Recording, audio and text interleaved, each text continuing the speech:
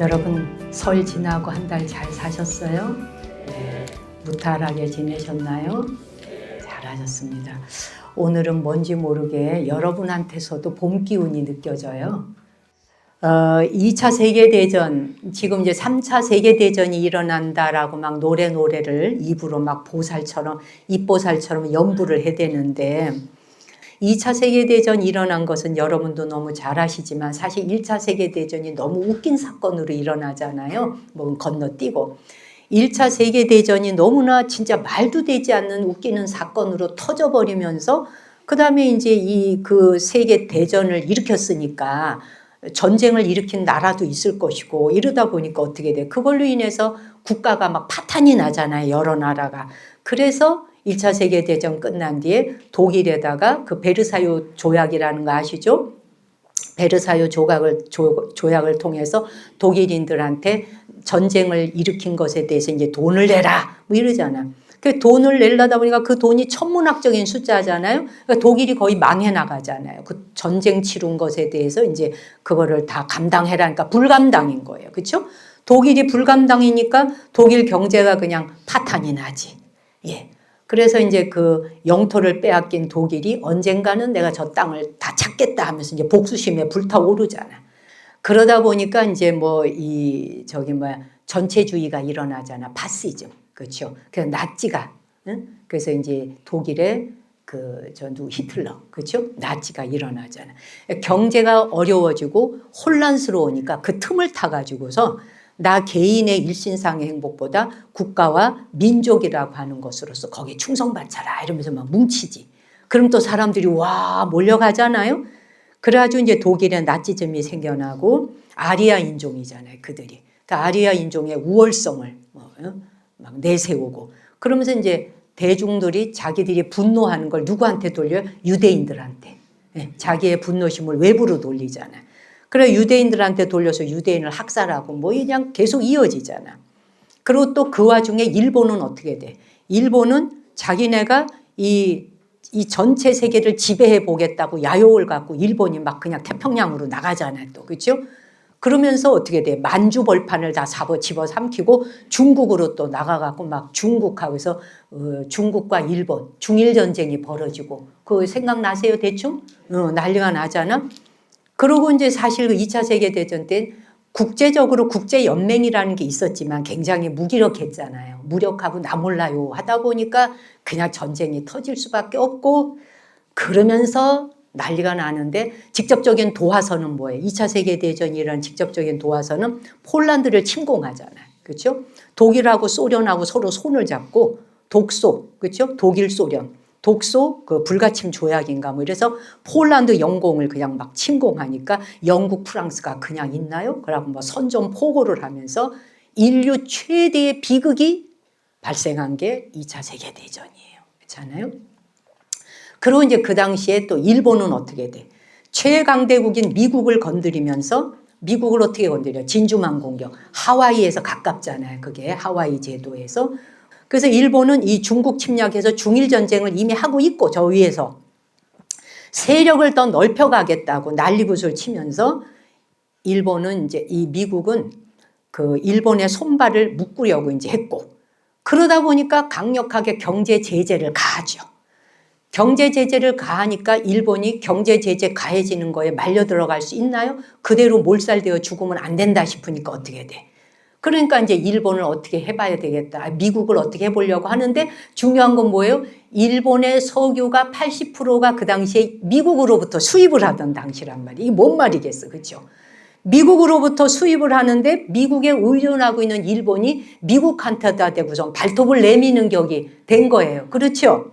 그러니 어떻게 돼? 당장 수출이 어떻게 돼? 단절되죠. 석유 수출이 단절되지. 그래서 ABCD 포위망이라고 혹시 들어보셨을까요? ABCD. A가 뭐예요? 아메리칸. B가 영국, 브리튼. 그렇지? C가 차이나. D가 네덜란드. 그렇죠? ABCD 포위망이 좁혀져 오잖아요. 그래서 4개 국가의 이 동맹을 맺어갖고 일본을 완전히 경제적으로 분리시키고 고립시켜서 왕따를 시키는 거예요. 아주 죽어라 하는 거예요, 지금. 그러니까 일본은 석유의 재고가 바닥나기 전에 방법을 찾아야 되죠. 석유 바닥나기 전에. 예. 찾아야 되니까 어떻게 돼? 안 되니까 동남아시아 쪽으로 눈을 돌려서 인도네시아나 저런 데에서 이제 이 석유를 좀 공급을 받아야 되겠는 거예요. 그럴라니 어떻게 돼? 글로 가려니까 동남아시아 쪽을 국가를 어떻게 해서 이 석유를 좀 어떻게 해보려고 하니까 태평양 바다를 누가 지키고 있어? 미군 해군 함대들이 쫙 깔려 있는 거죠. 그러니까 뭔 일을 저질러야 되는 거야, 이게. 그렇죠? 어쨌든 그래서 동남아시아를 통해 갖고 이제 이 석유에 대한 지원을 좀 받아야겠는데 이게 태평양 바다에 그냥 이게 막 미국 함대가 그냥 쫙 깔려 있으니까 이제 이걸 해치워야 되잖아. 그러니까 이제 일본이 미국하고 자기네가 국력 차이가 난다는 건 알아요. 알지만 중요한 건 뭐예요? 아무리 국력 차이가 나지만 어떻게 돼? 해봐야 되는 거죠. 붙어봐야 되는 거죠. 정면 승부를 해야 되지. 근데 정면 승부를 하려니까 깨지는 거 알죠? 그래서 어떻게 돼? 정면 승부를 못하고 기습 공격을 하기로 하는 거예요. 그렇지?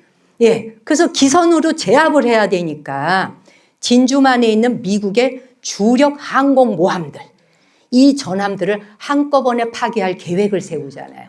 그 진주만 공격 그 영화 한번 보세요. 다큐로 만든 거. 아, 진짜 인간이 이러고 살아야 되나? 볼 때마다. 어쨌든 그래서 이제 자기가 생각할 땐 그렇게 판단한 거지. 일본의 장군은 이거를 그냥 가서 기선제압하고 그냥 기습적으로 폭격을 해서 빠바박 그 함대들을 다 없애버리면 이걸 다시 추스리는데 1, 2년은 걸리겠지 이렇게 생각한 거예요. 1, 2년 정도 걸릴 거라 판단하고 그러면 그거를 다시 수습하는 동안에 일본은 동남아시아로 가서 석유를 좀 더 구해온다. 요 계획이었어요. 그러면서 그 사이에 그걸 구축해가는 사이에 전쟁을 싫어하게 되는 미국 국민들이 있을 거 아니에요. 그럼 미국 국민들이 협상하라 협상하라 이렇게 될 거라고 상상한 거예요. 그런 일이 일어났어요? 안 일어났어? 못 일어난 거지. 그래서 미국의 요구는 어찌됐든 중국으로부터 손 떼라 일본한테. 중국으로부터 완전 나가 손 띄어. 그리고 인도 차이나 무조건 항복하고 손 띄고 나가. 이게 이제 미국의 작전이고. 그러니까 일본 군부에서는 이거 받아들이면 어떻게 돼? 죽는 거죠. 지금까지 전쟁을 해서 승리했던 모든 것들을 한꺼번에 다 그냥 패망으로 가는 길이 되니 일본이 그걸 받아들일 수 있었겠느냐는 거예요. 그러니까 어떻게 돼? 일본은 2판, 4판, 막판이죠. 안 그렇습니까? 죽든지 살든지 둘 중에 하나밖에 길이 없었는 거예요. 파국으로 가는 길인 줄 알아요. 그런데도 그들은 항복하지 않고 전쟁의 길을 선택하는 겁니다. 그래서 1941년, 이건 연도도 아셔야 돼.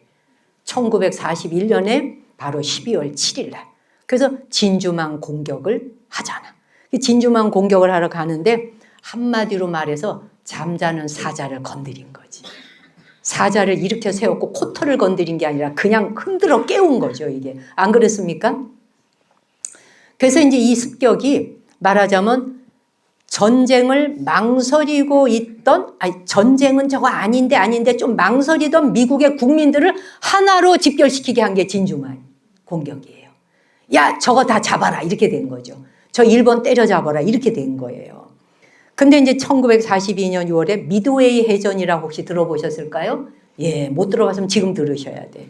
미드웨이 해전은 태평양 전쟁의 향방을 완전히 뒤바꿔 놓은 것이 미드웨이 이 이제 그 해전이에요. 그 뭐냐? 진주만 공격으로 이제 진주만 공격을 통해 갖고 막 그 미군 함대들을 박살내고 이랬잖아요. 일본이 그 막 지금 기고만장해서 막 으쌰으쌰 업됐다 이 말이에요. 응. 근데 중요한 건 뭐야? 일본의 코를 이제 이 찍어 누르려니까 미국이 반격을 해야 될 거 아니겠어요? 전쟁이라고 하는 것은 총칼 들고 싸우거나 뭐 미사일 폭격만으로 싸우는 게 아니라 제일 중요한 게 뭘까요? 암호를 분석해야 돼. 오고 가는데 별 암호 다 쓰잖아요. 그렇죠? 그래서 암호를 해독할 수 있는 것이 승패를 가르는 거. 그게 전쟁의 뭐 승리냐 죽느냐 사느냐지 않습니까? 그래서 이 미군이 일본의 암호가 가는 거를 딱 낚고 채가지고 공격지가 미드웨이구나 이걸 알게 된 거예요. 아시겠어요? 그게 바로 암호거든. 그래서 그 미드웨이, 그러니까 일본은 설마 이걸 모르겠지 생각한 거지. 그러니까 미국이 그냥 암호력에 대해서는 지금도 전 세계에 미군을 못 따라간다 하잖아. 뭐가 됐든. 그래가지고 미드웨이구나 하는 걸 알고서는 바로 그 함정을 그냥 지 함정에 지가 빠진 거예요. 한마디로 일본이. 그래놓고 그 큰 갑판대 위에서는 그치 이제 막 그 어지럽게 그냥 막 폭탄을 어뢰로 이제 교체를 해야 돼. 그러니까 그 드넓은 그 갑판 위에 막 어뢰를 교체하느라고 그냥 막 널브러져 있는 게 보여요, 다. 그때 구름이 껴 있었거든. 구름 위에서 딱 미국이 그냥 급강하는 폭격기가 있어요. 그게 구름 위에 딱 떠서 얘네들이 무슨 짓 하는지 이미 보고 있는 거야. 다. 그래가지고 이게 구름 속에 딱 숨어서 다 보고 있는 거야. 그러다가 급강한 폭격기가 그냥 내리꽂는 거야. 그래가지고 이 무방비 상태였던 일본 항공모함 세척이 5분 만에 다 깨져버려. 그거를 전수해서 만드는 데는 세월이 걸려도 폭격해서 부시는 데는 5분에 끝나면 3대나. 그러니까 그 바람에 불바다가 돼버리니까 그냥 어뢰 끼우다가 그냥 당한 거예요, 지금. 그래서 일본은 이제 더 이상 태평양에서 자기들이 공격을 주재할 수 있는 위치가 못 돼버린 거예요. 일본이 만약에 태평양을 주재하는 사건이 터졌다면 한국은 독립하기 어려웠죠. 어쨌든 그래서 패망의 길로 접어드는 미드웨이 사건이 벌어집니다. 이 그냥 구름 위에서 폭격 박은 게 뭐라고요? 미드웨이 사건이라 폭격. 그래서 이제 이게 사실 운이 아니란 뜻이에요. 뭐 때문에 이게 가능했겠어요? 암호 해독 능력. 암호 해독 능력 때문에 그 다음에 병사들이 이제 뭐 죽을지 살지 모르는 거 아니에요. 굉장한 용기를 필요로 하잖아요. 위험한 곳에 가 있으니까. 이 한 번의 전투로 일본은 주력 항공모함 4대가 다 그 자리에서 박살나버립니다. 중요한 건 뭐냐? 그렇게 뛰어난 숙련된 조종사, 과학자들, 이 조종사들이 수백 명을 그 자리에서 목숨을 다 잃어요. 참 정말 왜 이렇게 하고 사는지. 그래서 이제 미국은 일본 이제 본토로 진격을 해야 돼. 그걸 끝나지 않아요. 일본이 손들지 않고 항복 안 했으니까. 그래서 이제 미국이 들어가야 되는 거예요. 본토로. 본토로 들어가야 되는데 본토 진격을 하게 되면 무슨 일이 일어날까?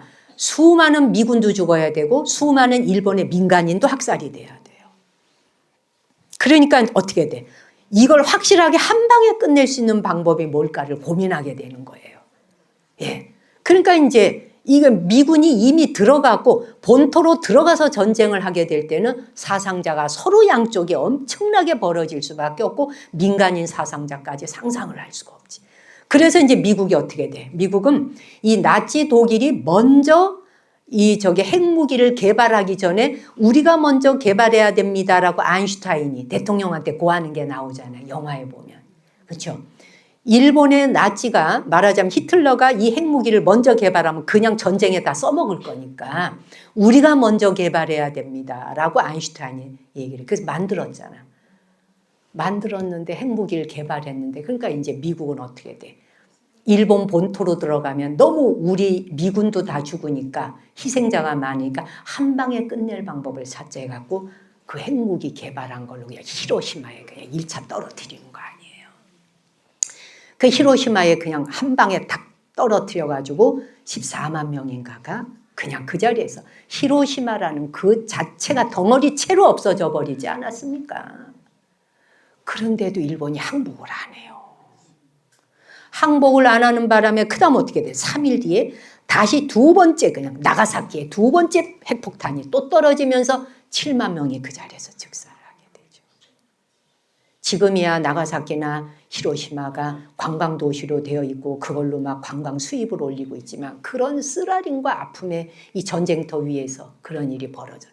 그래서 두 번의 핵무기 발사되는 거를 막고 나서야 비로소 원자폭탄 맞고 나서 그 위력 앞에 일본의 천황이 이건 아니구나 안 되는 거구나 해갖고 1945년 이 라디오 방송에 나와서 직접 항복 선언을 하지 않습니까? 그 영화로 다 나와. 그렇죠? 제가 대신 해드리는 거야. 다 못 보셨다니까. 그래서 이제 라디오에서 뭐라 그래? 무조건 항복합니다가 나오는 거 아니야. 그러니까 2차 세계대전이 이제 이것으로서 막을 내리게 된 거예요. 그 일본 그 때리면서 그냥. 나가사키, 히로시마 두 대 때리면서 2차 세계대전이 막을 내리게 됐지. 근데 보세요. 전쟁은 끝났지만 인류는 언제든 스스로 멸망시킬 수 있는 무기를 소나기에 가진 채 공포의 시대로 접어들은 걸 선언하게 된 거예요. 핵무기라고 하는 게. 한 번도 안 써봤던 핵무기를. 이제 이때 두드리면서 항복시키면서 우리는 핵무기를 머리에 이고 사는 전 세계가 위험을 동시에 가면서 평화를 유지하는 이렇게 된 거 아닙니까? 보세요. 과학자들은 인류를 구원하기 위해서 연구해가지고 만든 것이 우라늄이에요.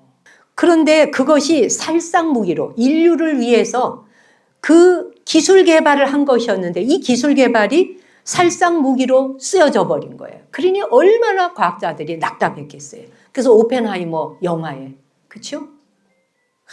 그냥 스스로 낙담하잖아요. 그러다 보니까 과학자들은 고뇌가 깊어질 수밖에 없죠. 예. 근데 이제 인류는 핵폭탄을 포기할 수 없는 시대로 접어드는 거예요. 이해가 가지.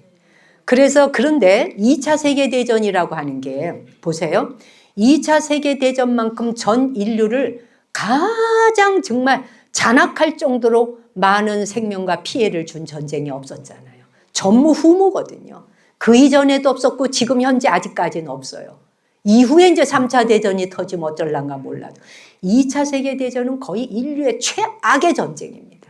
그런데 이 최악의 전쟁으로 인해서 인류가 어떻게 발전하고 변화해 왔나 몇 가지만 예를 들어볼게요. 예.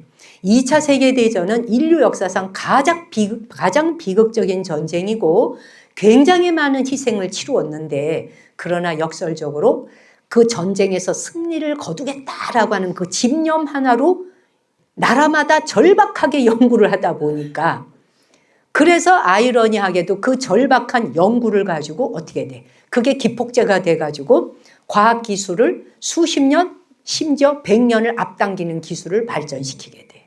그래서 무슨 일이 일어났냐. 해양 탐지기, 음파 탐지기. 해양 음파 탐지기라고 하는 게 적의 잠수함을 잡기 위해서 만든 거예요.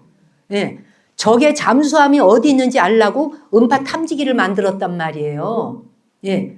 그 음파 탐지기를 만들었는데 그 음파 탐지기가 바다 밑이 어떻게 생겼는지 바다 밑에 지도를 그리는데 결정적인 역할을 한 게 음파 탐지기예요. 그게 없었으면 우리는 오늘날 바다 밑이 어떻게 생겼는지 알 수도 없고 인류의 우리의 지식은 굉장히 납부되어 있는 채 서성거리고 있었을 겁니다. 그래서 이제 이 과학자들이 음파 탐지기라고 하는 걸 통해서 그걸 통해 이제 바다 밑을 연구를 하는 겁니다. 그 탐지기가 개발되기 전에는 사람들은 어떻게 알았느냐? 바다의 깊은 시면은 평평한 바닥인 줄 알았는 거예요. 우리 그렇게 생각 안 하겠어요? 바다 밑은 평평하겠지 뭐 이렇게 흙바닥이겠지 뭐 모래바닥, 진흙바닥이겠지 뭐 이렇게 생각하죠. 그랬는데 그 평평한 바닥일 거라고 생각했던 이것을 해저 탐지기 덕분에 바다 밑에도 히말라야 산보다 더 높은 산맥이 있다는 걸 알아내게 된 거예요. 바다 밑에 해저 해령이라 그래 그걸. 해령 산맥. 태평양 바다에도 있고 대서양 바다에도 있고. 히말라야가 8,800 넘잖아요. 8,800 넘는 산맥의 봉우리가 바다 밑에도 잠겨 있다고요. 잠수함 찾으려고 만들었던 기술로 갖고 그 밑에 이런 어마어마한 해령이 있다는 걸 알게 된 거예요. 그것뿐이 아니에요. 또한 이 우리가 사는 이 대륙 위에는 나이아가라 폭포, 이과수 폭포, 어마어마한 폭포들이 굉장히 많은 수량으로 낙찰하지요. 수직으로 떨어지잖아요. 이것이 세상에 바다 밑에서도 바다 안에서도 어마어마한 골짜기에서 엄청난 양의 물이 이과수 폭포니 무슨 나이아가라 폭포 이 정도 수준으로는 될 수가 없을 정도 더 어마어마한 양의 그 낙찰에 물이 떨어지는 해구 또한 이 탐사기로 알아낸 거예요. 바다 밑에도 엄청난 폭포가 물속에서 물이 떨어지고 있다는 걸 알아낸 거예요. 여러분 이거는 지질학자들에게 까무라치도록 만드는 지식이에요. 바다 밑에 히말라야보다 높은 해령 산맥이 있다고? 바다 밑에 어마어마한 물의 낙찰이 수직으로 떨어지는 해구가 있다고? 우와 뒤집어진 거지. 근데 이거를 발견해낸 과학자한테 미쳤다 그랬어요. 여자 과학자가 다 그린 거거든 이게. 대륙과 대양이 원래 생긴 그대로 고정되어 있는 줄 알았어요. 바다는 원래 그렇게 거기에, 대륙은 원래 열덩어리 정도 지도에 있는 거기에 원래부터 있었는 줄 알았어. 그런데 그게 아니라 이 대륙판과 해양판이 움직이고 있다는 사실을 바로 이 탐지기로 갖고 알아낸 거예요. 놀랍지 않아요? 그래서 해저의 지형의 비밀을 밝혀낸 두 사람의 과학자 이름을 한번 짚고 가겠습니다. 브루스 히젠이라는 사람과 그 다음에 마리타프라고 하는 여성 과학자예요. 그 당시에 말이에요. 그래서 이 두 사람은 동반자로 40년간 연구를 해. 수십 년 동안 혼신의 힘을 기울여요. 그래서 브루스 히젠이라는 사람이 혼자 연구 배를 타고 나가요. 연구선을 타고. 여자를 그 당시에 배에 못 태웠어요.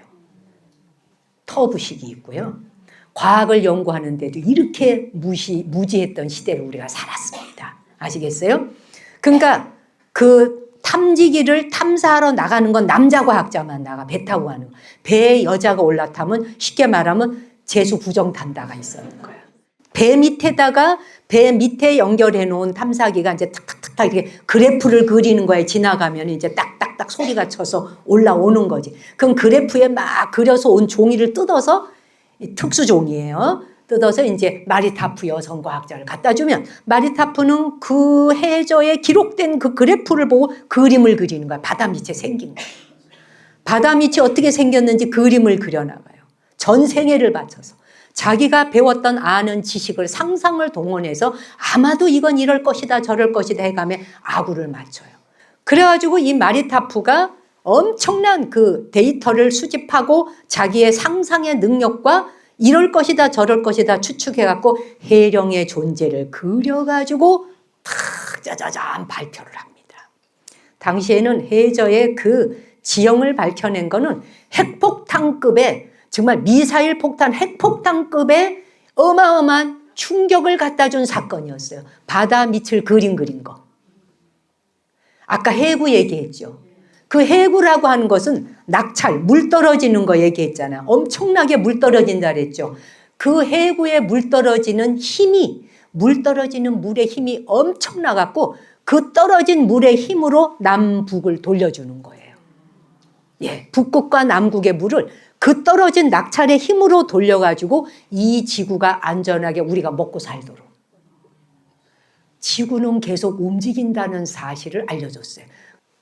이 해저를 이제 바닥 생긴 걸 이제 다 그려내잖아. 다 그림을 그렸어요. 과학자들이 사실이라는 걸 알게 됐어요. 실제로 이 마리타프가 그려놓은 고해저가 있을 것이라고 하는 거기서 화산이 폭발해 올라오는 거예요. 그래서 지구가 어떻게 움직이는지 완전히 패러다임을 바꿔놓은 엄청난 사건이 터져버린 거예요. 무엇으로 인해서 2차 세계대전 때 적의 잠수함 찾으려고 만들었던 해저 음파 탐지기로 인해 갖고 바다 밑이 어떻게 생겼는지를 알아내는 결정적인 사건이 터져버린 거예요.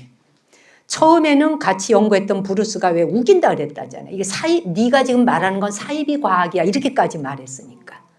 그 마리타프한테. 땅덩어리 대륙을 이동시키려면 거대한 힘이 있어야 되잖아요. 이 거대한 땅덩어리를 누가 운반하냐 이거예요. 신이 와서 움직여, 부처님이 와서 움직여요. 안 믿었던 거죠. 그런데 바다 밑에 열곡대, 아까 그 마그마가 끓어오르는 곳이 열곡대라 그래.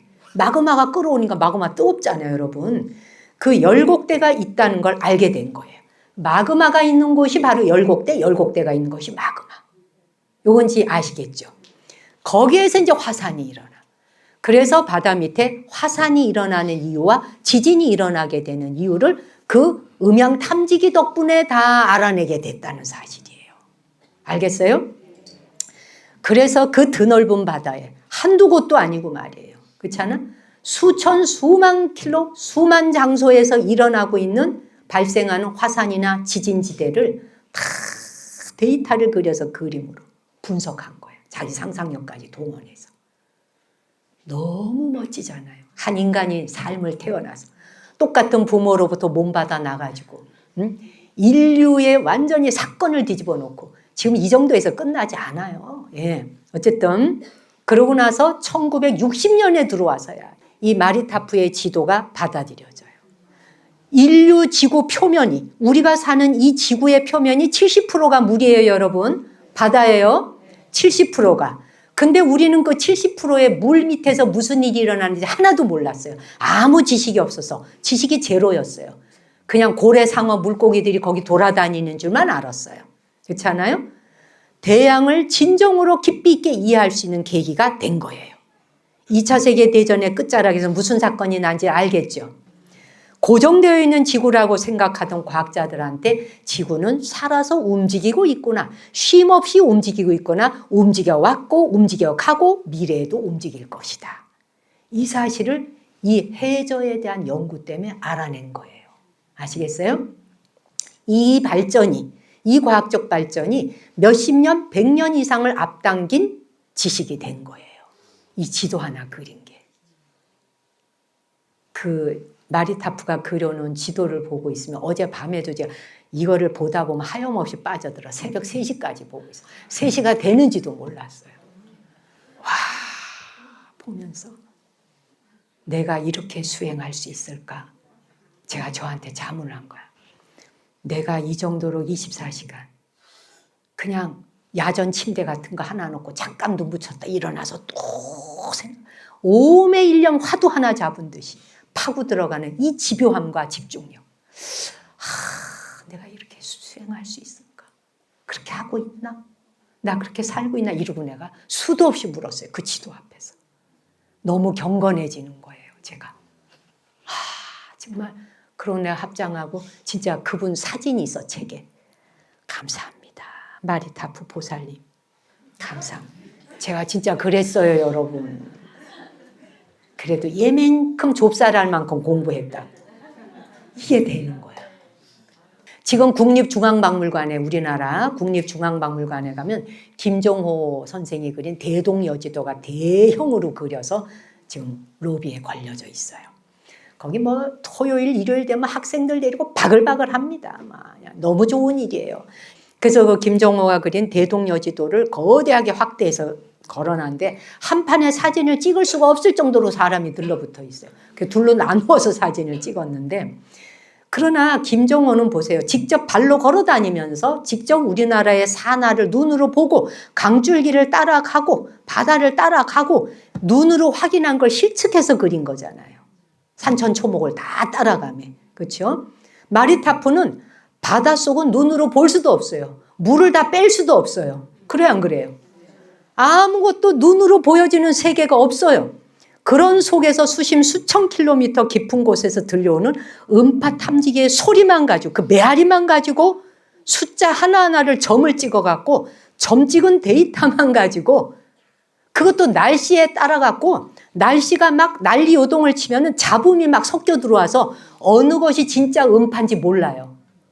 어느 것이 진짜 그래프인지 어느 것이 잡음인지 구별하기가 어려운 거, 그걸 하나하나 눈독을 들이고 다 발견해서 찾아낸 거예요, 이 사람이. 자세하게 그린 거예요.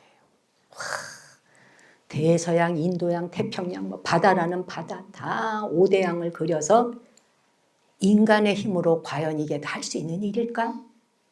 그 끈기와 열정, 그 정진력에 어떻게 제가 그 지도를 보며 고개가 안 숙여졌겠습니까? 그렇죠, 여러분? 여러분이 지금 말만 들어도 좀 그렇죠? 진짜 너무나 까마득한. 근데 김종호 선생님은 한반도의 백두대간과 우리의 백두대간과 물줄기의 흐름을 완벽하게 이해를 해서 우리 땅의 이 골격을 정립시켜 준 분이 대동여지도예요.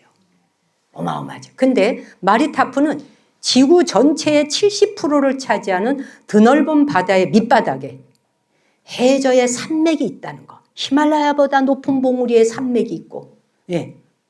그리고는 왜 이제 이게 산맥이 생기는 거는 서로 부딪히며 발산을 하기 때문에 산맥이 생기는 거예요. 양쪽으로 막 밀어내는 힘 때문에. 그리고 밑바닥에 또한 그 해저의 산맥도 있고 산맥의 중간에는 움푹움푹 패인 열곡대가 있다는 거. 그걸 통해서 지구가 살아 움직이고 있다는 거. 그래서 실제로 지구는 뭐다? 확장되고 있다.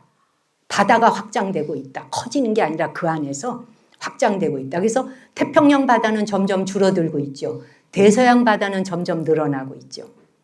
그래서 5억만 년인가 얼마 지나면 태평양 바다는 완전히 사라지죠. 없어져요. 그리고 대서양 바다가 남아요. 대서양은 점점점 자라요. 그전에는 태평양이 하도 넓어서 태평양 같이 넓다 이랬잖아요. 지금 태평양은 조금씩 줄어들고 있고 대서양은 늘어나고 있어요. 얼마만큼씩? 2.5cm라는 손톱만큼씩, 2.5mm 손톱만큼씩 늘어나고 있어요. 이것도 굉장한 지식이죠. 어쨌든 대동여지도 한 장 덕분에 그 당시에 조선시대의 군사, 경제, 또 행정, 이것의 효율성을 극대화시킬 수 있었고 그 지도 한 장으로 인해서 백성들의 삶의 시스템을 바꾼 것이 대동여지도예요. 그렇죠? 지도를 한 장 그린다고 하는 것은 군사 문제와 경제 문제와 행정의 문제를 어떻게 서로 시스템을 구축할 것인지를 한눈에 볼 수 있는 게 지도거든요. 모든 전쟁의 지도 다 갖고 나가잖아요. 그렇죠? 그런데 마리타프의 해저 지도는 이 인류가 지구를 바라보는 관점 자체를 통째로 바꾼 사건이에요. 그렇죠? 통째로 바꾼 거예요. 그러니 이게 원래부터 고정되어 있고 바다는 바다요 땅은 땅이라고 이렇게 알았었던 것을 그 두꺼운 믿음의 얼음장을 한순간에 다 격파시켜버립니다. 그거 아니야. 지구 움직여. 바다 밑 움직여. 땅덩어리 움직여. 다 돌아. 그래서 이 땅 저기 붙고 저 땅 이리 붙어. 원래 한반도 여기 있었던 거 아니야. 본래 일본 거기 있던 거 아니야. 본래 아메리카, 아프리카 여기 있었던 거 아니야. 중동 지역 원래 거기 있었던 거 아니야. 그러면서 판게아로부터 시작해서 이건 어려우니까 지금 얘기 안 하고 넘어갈게요. 그거를 한꺼번에 알 수 있도록 해준 거. 그래서 한마디로 마리타프라고 하는 사람이 해저에 대한 지도를 그린 걸로 해서 알아낸 것보다 전문용어로 대륙 이동설이라 그래. 대륙이 이동한다. 네. 해저 확장설. 대륙 이동설 따라해 보실까? 대륙 이동설.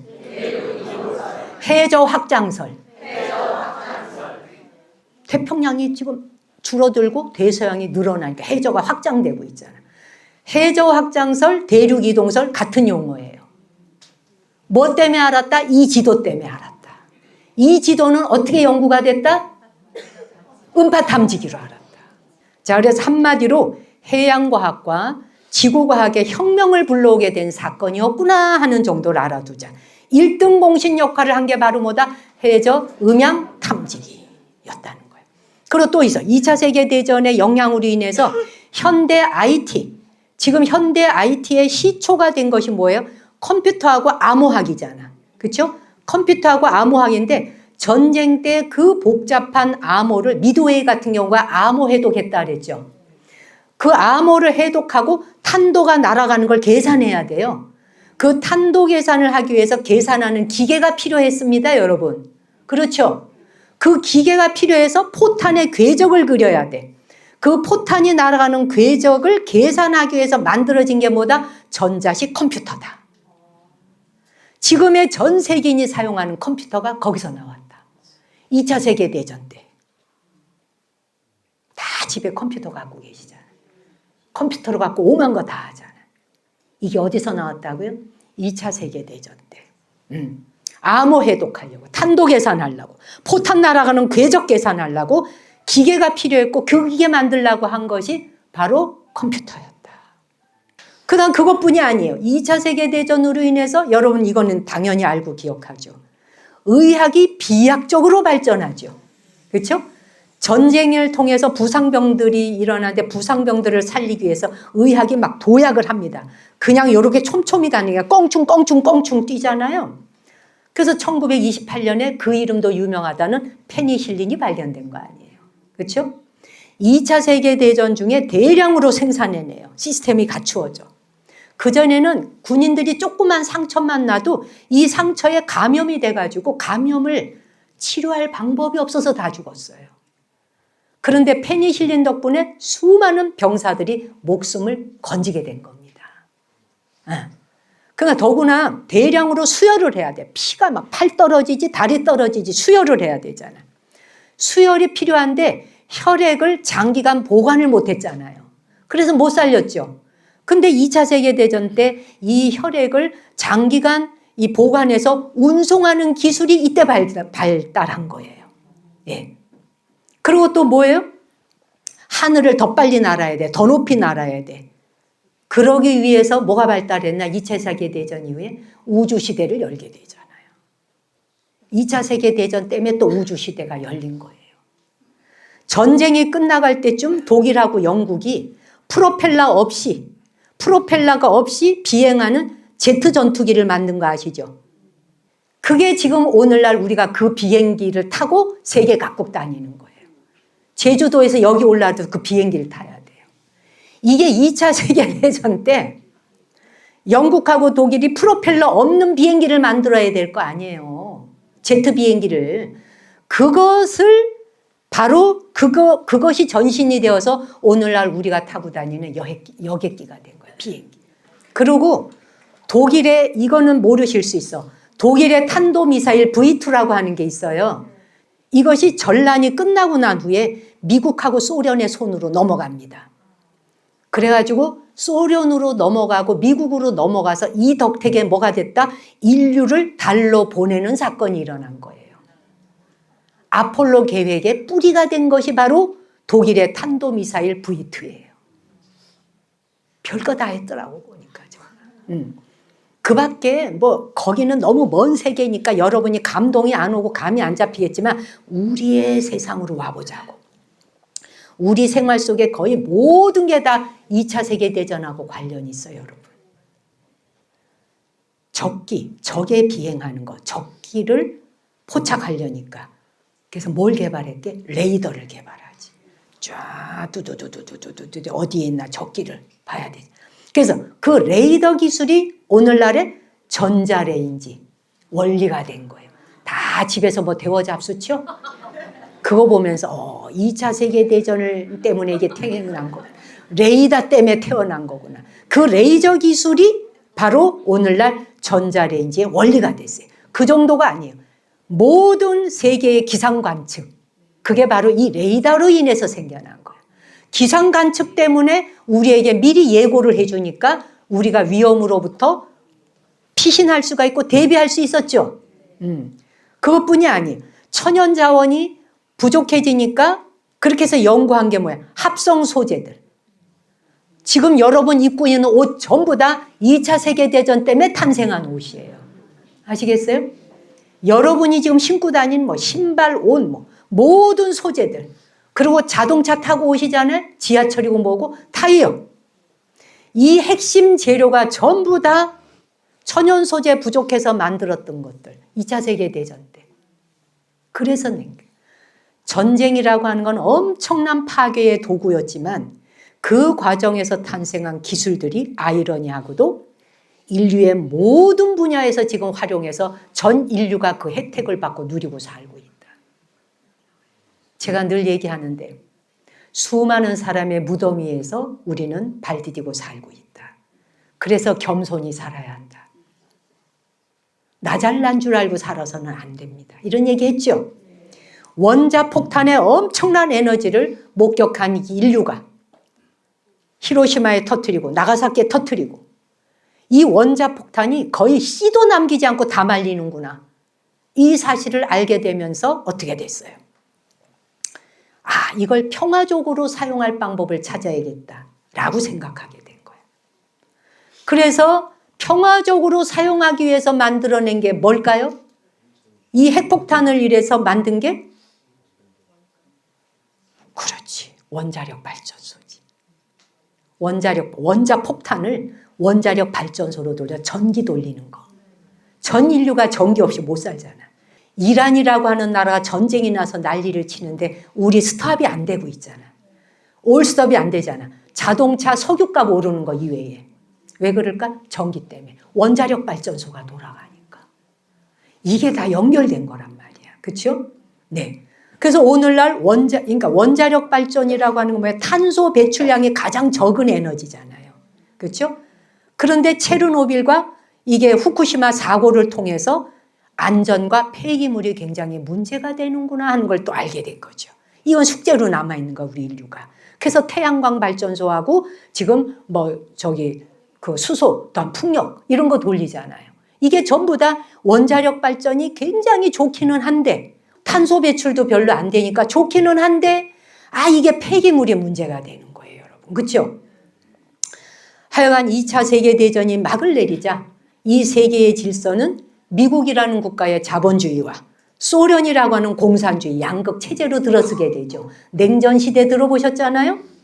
그러면서 식민지 국가가 근데 다 독립을 하게 되죠. 식민지로 묶여 있었던 나라들이 이 전쟁 끝나면서 다 각자의 국가들로 독립을 하게 되잖아요. 그렇죠? 그리고 한국도 마찬가지잖아. 우리나라 포함해서 아시아, 아프리카 이게 다 수많은 나라가 독립국가를 맞이하게 돼요. 그리고 2대 국가로 압축이 되면서 냉전 시대가 시작되죠. 인간은 가장 참혹한 순간에 가장 혁신적인 도구를 만들었고 그 도구를 다시 우리의 생존의 수단으로 바꾸면서 지금 현재 우린 거기 의지해 살아가고 있어요. 중동 지역이 긴장이 고조될수록 3차 세계대전이 일어날 거야 라고 공포스러워합니다. 이런 흐름을 우린 지켜봐야 돼요. 그리고 전면적인 세계대전이 되지 않으려면 서로의 야욕을 줄여가야 되는데 야욕을 잠재워야 되는데 이걸 할 수 있겠는가?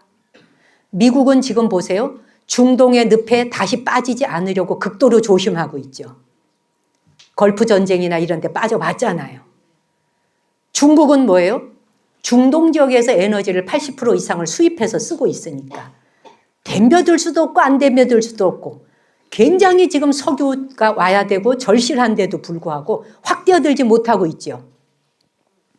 이 지역이 전쟁터로 된다는 것은 원치 않거든요. 그렇죠? 거기가 전쟁터로 바뀐다는 건 진짜 전 세계가 불바다 된다는 이야기거든요. 인류의 지혜가 시험대에 오른 것이 지금 중동 경쟁입니다. 우리의 지혜가 지금 어떻게 쓰일 것인지. 이제는 세계대전이 터지면 인류는 종말입니다. 3차 세계 터진다는 거는 그냥 다 같이 죽는 거예요. 그 위에서 뭔가 또 다시 소생되겠지만 인간이 그렇게 무지한 길로 갈 수 없는. 아인슈타인이 그런 말을 했잖아요. 3차 세계대전이 어떤 무기로 치러질지 모르겠지만 그분이 살아있을 때 3차 대전 안 일어났으니까요. 어떤 무기로 치러질지는 모르겠지만 4차 세계대전은 돌과 나무, 막대기로 치러지게 될 것이다. 이게 무슨 소리겠어요? 3차 대전은 미사일, 핵무기, 총동원될 거 아니에요? 각 국가가 갖고 있는 거 다 터뜨려 볼까? 너 죽고 나 죽고 다 죽자. 그렇죠? 다 터뜨렸는데 각 세계 국가가 보유하고 있는 모든 게 핵무기, 미사일이 다 터지는 게 3차 세계대전 아니겠어요? 그러고 나면 지금 아인슈타인의 말은 뭐예요? 남김없이 완전히 다 박살나서 파괴되고 나면 인류는 다시 원시 시대로 돌아갈 것이다. 그러니까 돌, 나무, 막대기 들고 설칠 수밖에. 그렇죠? 우리가 지금 이란이라고 하는 나라의 원래 옛날 이름은 뭐예요? 페르시아잖아. 이 페르시아가 우리나라 신라하고 연결되어 있죠. 우리가 페르시아 넘어가고 페르시아에서 여기 들어오고 그래서 경주에 가면 왕릉에 페르시아 사람들의 모습으로 성물 세워놓은 거 보셨어요? 외국인 모양으로 서 있잖아요. 왕의 왕릉을 지키는 거기에 페르시아 사람들, 그 중동 지역 사람들 이 돌로 만들어서 세워놨거든요. 그리고 지금 우리나라 그 신라 시대의 왕릉에는 거기서 페르시아에서 넘어온 문물들이 많아요. 우리하고 서로 교역했던 곳이 페르시아, 지금의 이란이에요. 그렇죠? 예. 그래서 신라 시대 때는 그 페르시아에서 망했던 그 왕자가 우리나라로 피신으로 오잖아요. 신라로 와요, 여러분. 역사에 보면 신라로 와서 우리나라 신라 공주하고 결혼을 해요. 모르셨죠? 신라 공주하고 결혼을 할 정도로 그렇게 대접을 했어요. 그 페르시아가 얼마나 문화적으로 대단해. 거기는 아랍 국가가 아니에요, 이란은. 그렇잖아요? 우리나라 사람한테 중국의 끈아풀이다 이러면 막 화낸다 그러잖아요. 그렇죠? 그 사람들한테 아랍 국가의 중동 지역에 붙어 있다고 화낸다 이거야. 자기들은 딴 나라라는 거지. 아리안족이라는 거지. 이란이라는 말 자체가 아리아 사람. 줄임말을 이란이라고 해서 자기네가 세계에 등재해갖고 그 이름을 쓰고 있잖아요. 그런데 이 나라가 말이에요. 지금 이런 게 신정 정치를 하고 있죠. 종교가 국가를 다스리는 신이 신정 정치. 이 신정 정치로 들어가기 전, 그 전에 1979년인가? 그때는 팔라비 왕조, 그때는 대자유를 누렸다는 거 아니에요. 미니스커트 입고 다니고 서양 사회하고 오고 가고, 그리고 이거 히잡 안 썼잖아요. 뭐 쓸렘 쓰고 말렘 말아 자유랐다는 거야. 그런데 이제 그 여성한테 투표권도 있었어요, 그때는. 지금 없잖아요, 다 이게. 그래서 이것이 이제 몰락이 되면서 신정 정치로 다시 펴면서 종교인이 나라를 다스리는 사건이 와버린 거죠. 그래 이제 억압이 돼버린 거야. 그래서 이 나라가 쉬운 일이 아닌 거예요. 그러니까 저는 뭐 그것까지는 여러분이 또 이제 공부하시고, 인간의 그 좋은 머리로 전쟁의 무기 말고 인류 발전을 위해서 쓸 수 있도록 머리를 쓸 수는 없나? 안 그렇습니까? 그 몇 개가 있어요. 이 인간은 뭐냐면 본능적으로 집단과 외부 집단을 구분하거든요. 너 편, 내 편. 네 편, 내 편 가르기 시작하면 어떻게 돼요? 저 다른 편이라고 생각되어지는 사람한테 악마라고 한번 뒤집어 씌워놓으면 저거는 사람으로 안 보여요. 그냥 죽여야 될 목표물이에요. 그래서 군대에서는 그거 훈련시키잖아요. 인간적인 감정, F 감정을 가지고는 못 산다는 거예요. 이 총 못 쏜다는 거지. T를 가져야 된다는 거지. 그걸 가리키고 훈련시키잖아요. 그렇죠? 그래서 상대방이 나타났다 그러면 그거는 목표물이요 표정물이지 사람, 피를 가진 사람이 아니다. 이렇게 뭐라 그러잖아요. 이게 전쟁 아니에요, 여러분? 그러니까 심리적으로 적을 비인간화시키는 거예요. 인간 아니라고 봐야 되는 거야. 그냥 저건 목표물, 막대기, 짝대기, 기계야 그냥. 그래야 총을 쏘든 뭐를 하든 폭파하든 할 거 아니에요, 여러분. 그렇죠? 그래서 우리 뇌에 공감 중추 작용이라고 하는 것이 멈춰버리게 돼요. 전쟁을 일으키게 될 때. 군인들한테 전쟁 훈련시킬 때는요, 우리 중추의 뇌의 공감 능력이라고 하는 중추를 스탑시킵니다. 저걸 물건으로 보게 만드는 거예요. 그것을 훈련받아요. 그러다 보니까 민간인을 희생한다는 건 부수적인 피해 정도로 생각하는 게 전쟁이에요. 전쟁을 하다 보니 어쩔 수 없이 일어난 일. 아무렇지도 않은 거예요, 그냥. 이렇게 전쟁은 합리화를 시켜요. 그렇죠? 그러니까 건설하는 것보다 파괴가 훨씬 즉각적이죠, 여러분. 그래 안 그래요? 평화로운 시기에 무엇인가를 연구한다는 거. 평화의 시대를 살아가면서 뭘 연구한다? 예산 절차 거치는 데만 10년, 20년, 30년이 걸려요, 여러분. 그렇죠? 근데 전쟁이 난다 그러면 어떻게 돼? 전쟁이 나는 순간은 졌다 그러면 다 죽고 다 망하는 거 아니에요. 그러니까 그 공포감 때문에 모든 국가의 지원과 인재를 아낌없이 한꺼번에 쏟아붓는 게 전쟁이에요. 왜 2차 세계대전 때 그 많은 연구 실적이 오늘날 인류가 그걸 다 얻어먹고 살게 됐느냐. 그게 평화 시대였으면 연구 못할 일들인 거예요. 제가 드리고 싶은 이야기는 이제 인류는 정말 전쟁이라는 걸 멈출 수 있을까? 멈춰야 된다. 그리고 전쟁을 하고 싶어서 난리를 치는 이 모든 상황에 국가적 지원과 모든 능력 있는 과학자들 인력의 풀을 기후위기를 대응하는 데 써야 한다. 같이 살아야 되니까. 예. 그리고 전 인류의 질병을 정복하는 데 모든 연구를 투자해야 한다. 그렇잖아요? 기후위기에 대응하는 문제, 질병을 정복하는 문제, 이런 것을 주제로 해서 서로 전 세계가 협력하고 뭉쳐야 돼. 전쟁을 통해서는 박살나는 것밖에 없잖아요, 여러분. 안 그래요? 근데 인간은 원초적으로 굉장히 따뜻한 협력을 DNA 유전자 안에 가지고 있어요, 사실은.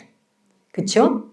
그래서 인류의 위대한 도약 중에 평화적인 협력에서 성과를 낸 사건들 혹시 아시는 게 있을까요? 국제우주정거장 들어보셨죠? ISS.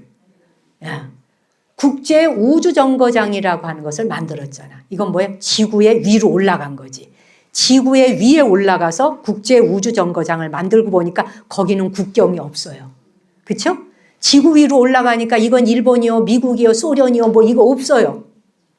냉전 시대에는 로켓을 만들어서 미사일을 만들었지만 지금은 현대의 ISS는 미국, 러시아, 유럽, 일본 뭐 이런 과거의 적국들이 힘을 합한 겁니다. 힘을 합해서 무중력 상태에서 신소재 개발을 하고 있잖아요. 그 다음에 모든 난치병 치료 연구를 하고 있잖아요. 그죠? 전 인류의 진보를 위해서 연구하고 있어요. 이렇게 쓰여져야 되는 거예요. 전쟁으로 난리를 칠 일이 아니라. 그리고 여러분 기억나실 거예요. 1990년대. 바로 인류가 과학적 업적을 위해 투자하고 있는 게놈 프로젝트. 무슨 말인지도 모르는 뉴스에 나왔었죠. 이 게놈 프로젝트, 질병 정복이잖아요. 모든 질병을 정복하겠다라는 목표 아래 전 세계 과학자들이 다 모이죠. 그래서 데이터를 공유하고 있습니다. 그것이 지금도 진행되고 있고, 그래서 유전병을 치료하고 암을 정복하기 위해서 키트를 마련한 것이 바로 뭐다? 게놈 프로젝트다. 이런 일에 투자를 해야 된다는 거예요. 우리의 과학적 업적은. 그렇죠? 그리고 또 있어. 유럽의 입자물리연구소. 유럽의 입자물리연구소는 2차 세계대전 직후에 분열되어 있던 다 나라가 각자 분열됐어. 이 분열되어 있는 모든 나라의 유럽을 과학적으로 통합해야겠다라고 해서 만든 게 뭐다?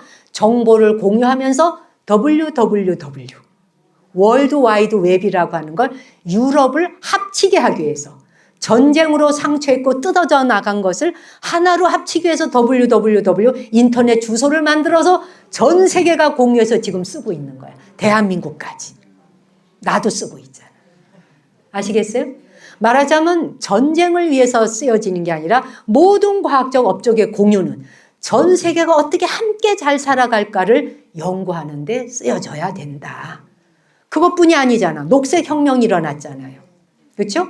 배고픔을 통해서 그 배고픔이라고 하는 걸 없애겠다. 그래서 굶주림에 대한 걸 없애겠다는 걸 선포한 게 바로 녹색혁명이지요. 우리 인류가 어떤 방향을 걸어왔고 어떤 방향을 향해 가는가.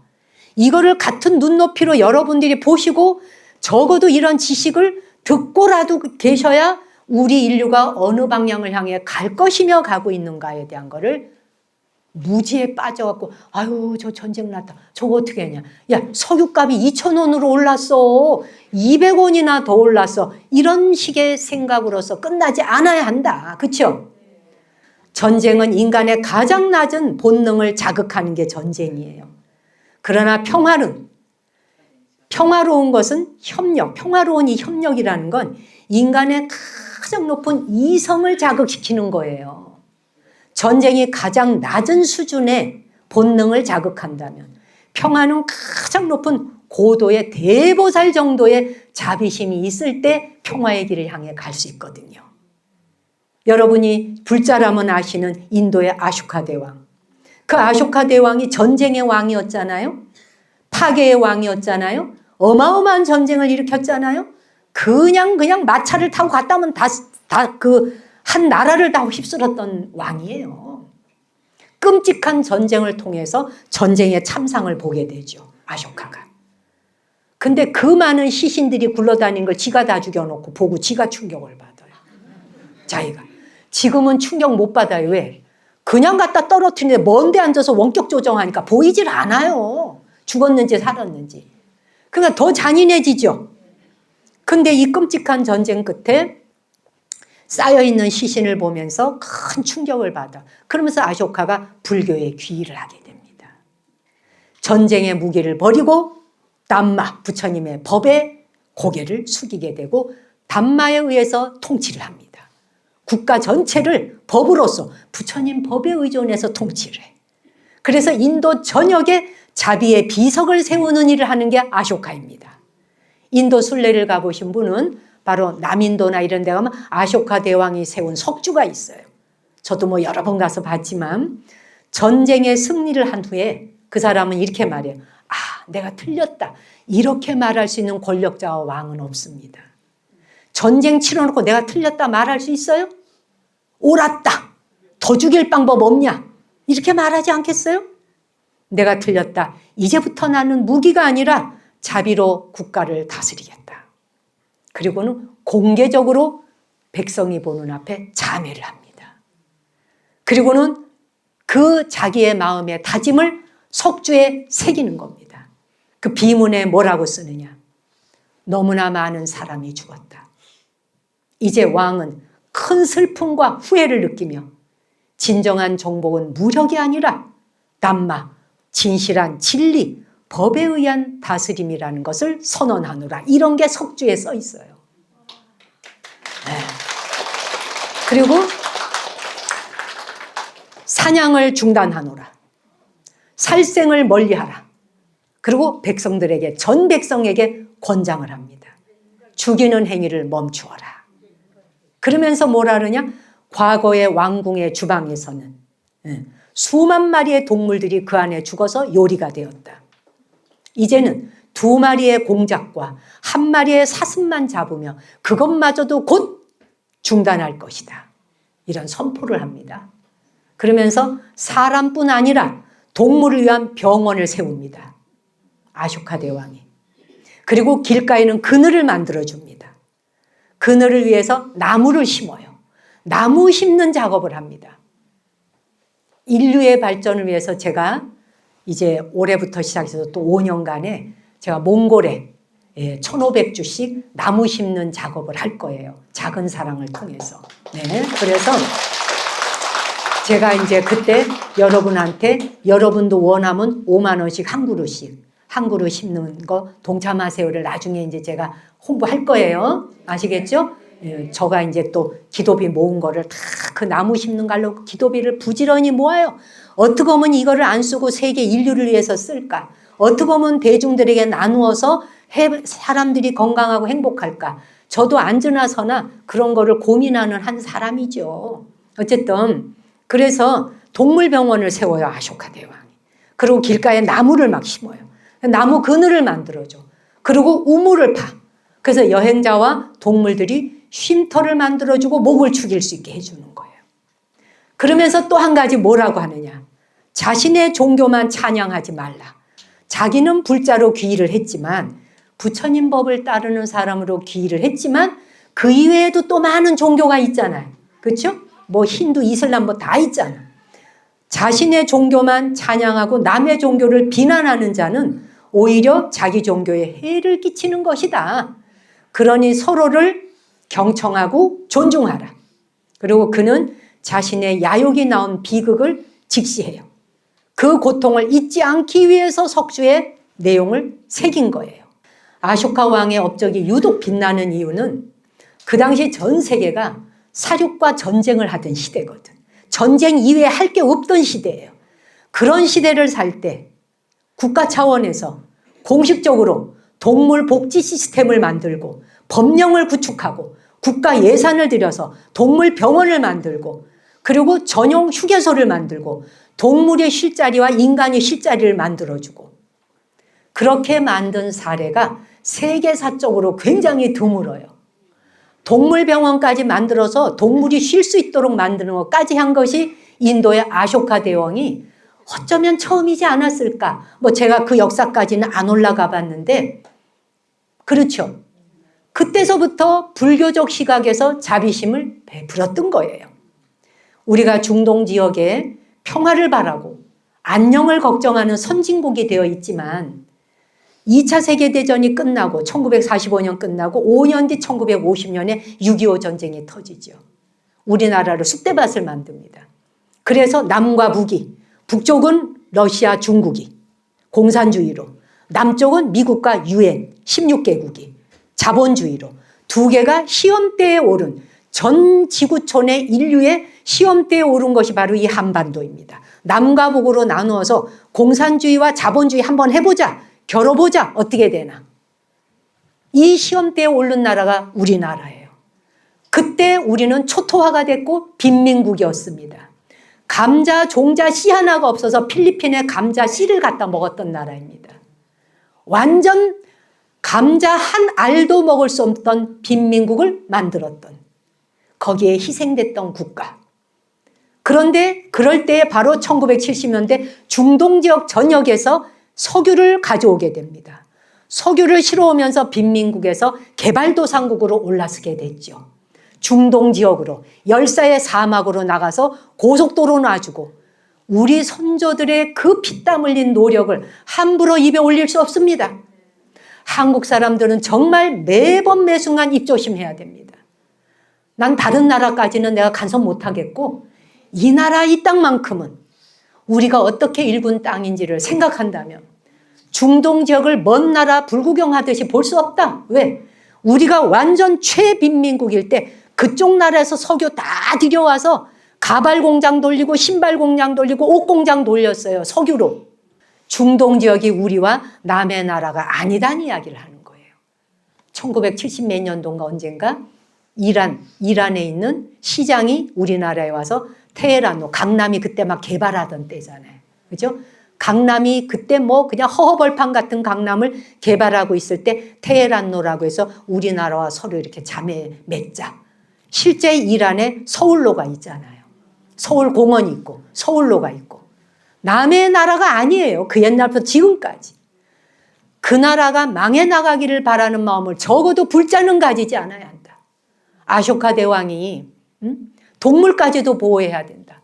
모든 생명의 살생을 금지해야 된다를 선언했듯이 우리가 적대감을 갖고 누군가를 죽여라 죽여라 죽여나가라 망해라 끝장 봐라.